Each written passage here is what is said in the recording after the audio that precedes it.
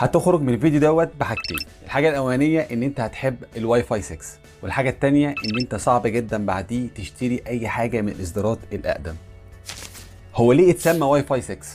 باختصار عشان هو الجيل السادس، لان قبل كده كانوا بيسموا الواي فاي باسم البروتوكول، اسمه IEEE 802.11ax، فده صعب نوعا ما، فبقى يسهلوها ويقولوا واي فاي 6 اسهل كتير.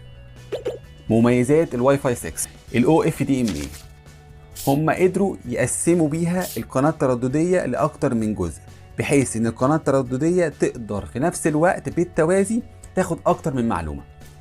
تاني ميزه هي ميزه الام يو مايمو، وهي ميزه بتخلي الاكسس بوينت يتكلم مع اكتر من مستخدم في نفس الوقت، بتوصل لعدد 8 مستخدمين في نفس الوقت. والميزتين اللي فاتوا دول بيفرقوا في اداء الواي فاي جدا. تالت ميزه هي الفاست رومينج.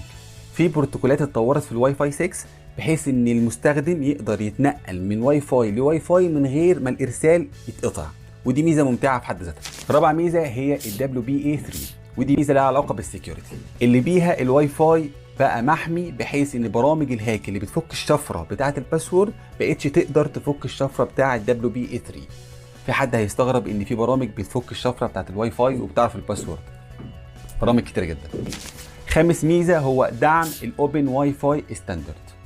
الواي فاي 6 بقى يشفر التوصيل بيه بشكل متقدم، بحيث ان المستخدم في الاماكن العامه في الواي فاي المجاني ما يبقاش خايف ان حد يخترق جهازه وهو متوصل بالواي فاي ده. انصح الاماكن بدل ما تكتب يوجد خدمه واي فاي مجانيه انها تكتب يوجد خدمه واي فاي 6 مجانيه.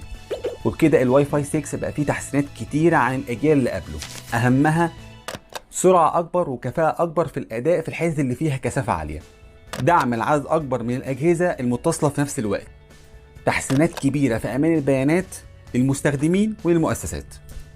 ازاي هندير الاكسس بوينت وازاي الذكاء الاصطناعي هيساعدنا في كده؟ ما تفوتش الفيديو الجاي.